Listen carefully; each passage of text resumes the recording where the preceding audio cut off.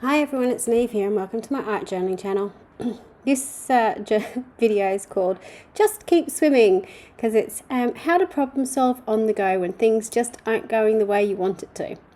So I thought I had ideas for this page and then I'd try them out and they just didn't work, so I'd have to try something else out. And that's the way I often work, but I don't often have so many things go wrong in one page or so many different ideas trying to happen.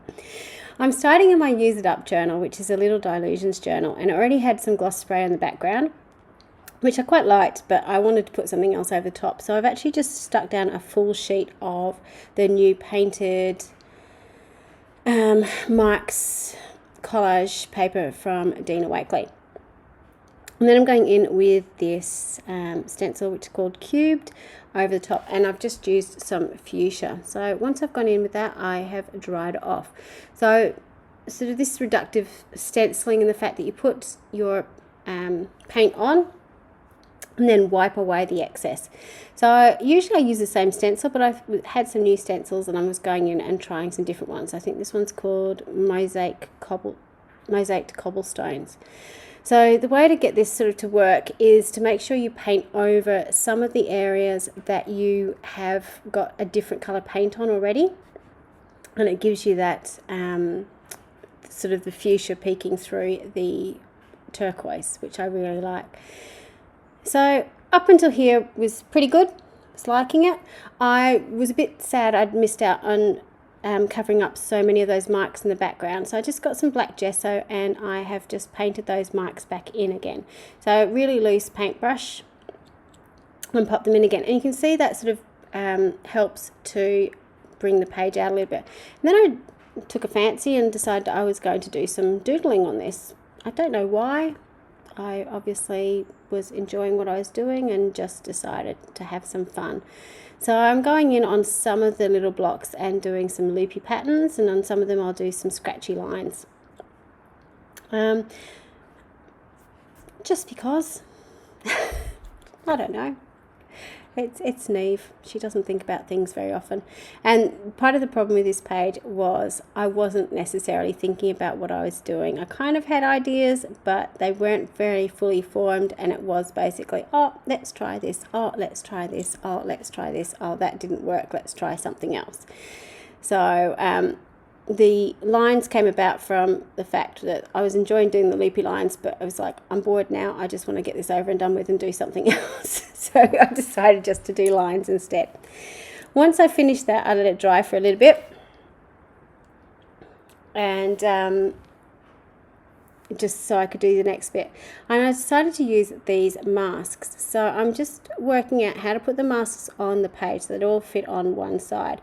Now the thing with masks is you paint over the top of them. So what will happen is the stuff that's underneath those masks will stay and everything else will be painted out. Now, I had a little bit of an issue with this, as you'll see when I picked it up.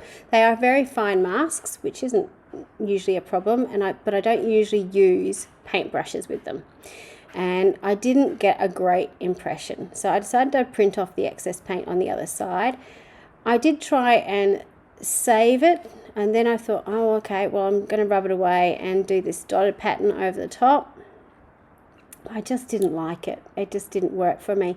So because my paint was still wet, I was able to rub it away. And as I was rubbing it away, it's just like, nah, I'm going to get rid of that entire thing. So I got rid of what I'd done.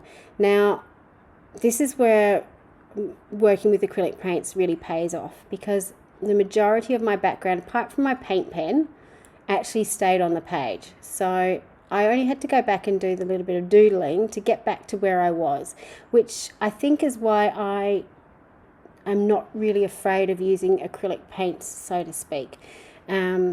Because I know that if my page is still wet, I can fix it. If it's a real disaster, I can fix it with a wet wipe. I can just wipe it off. So then I decided I wanted a focal image on it.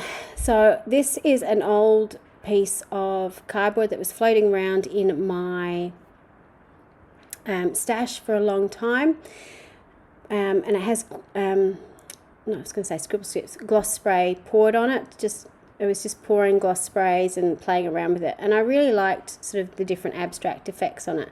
So I decided to stamp out this stamp, which is on the Remarkable stamp set.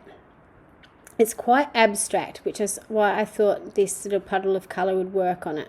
So I'm sort of trimming it up and then tearing off one side. And the reason I'm not cutting the other side is because I didn't want that really straight line on it. Again, sort of to tear it, keep with the abstract feel. So I had this face, and now I needed to stick it on my page. But this is me trying to work out how to actually make it make sense on the page. So I'm trying to put the catch-all in the eye like I usually do, put a bit of white in to bring it to life a little bit. That wasn't working for me. I had the idea I might flip it. I thought I might repeat it by having 2 or more of those images on the page. But it just wasn't working. I just couldn't work out how to sort of bring it together. Then I thought I put this heart on. I don't know how that was going to... I thought I might add a body onto the head and have the heart on it, but that wasn't working either. So I decided to get rid of all that and try something else. So I grabbed another stamp set, and these stamp sets are lovely faces, really scribbly lined faces, and I decided to fussy cut out around them.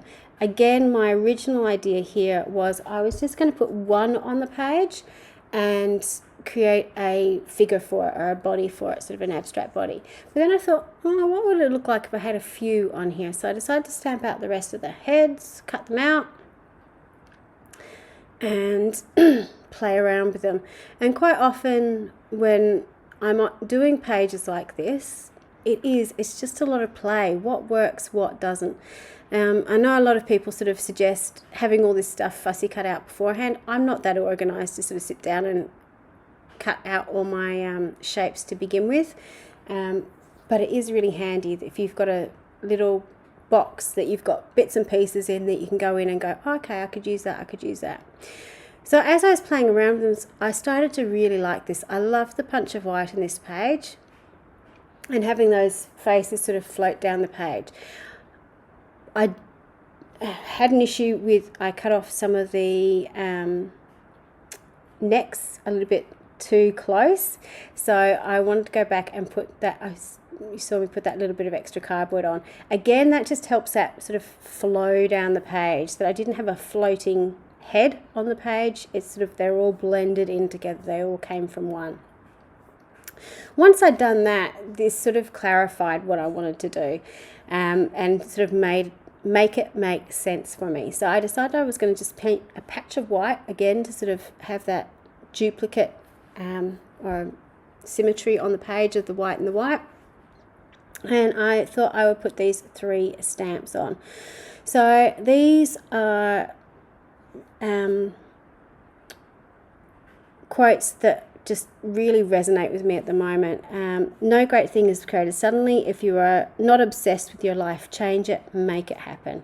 And it's just all about sort of life changes and so on. I thought it was good having that group of people on the other page. It's like they're giving you the message. Sometimes I listen to the people in my art journal a little bit more than I listen to myself, which is a bit weird. I don't know if anyone else has that issue. Just to bring the people to life a little bit more, I've got my black Stabilo, all my black Stabilo pencil, and did a little bit of scribbling over the top just to give a little bit more depth. So that is my page. It went in many different directions. Not all of them worked, but that's okay. That's what your art journal's for. It's about playing. It's about finding out what you like and what you don't like. It's about the versatility of acrylic paint in the fact that you can do that and you can change your mind if you want to. So I hope you enjoyed the thought process of what goes into a journal for me. I hope it was useful to you. Until next time, bye for now.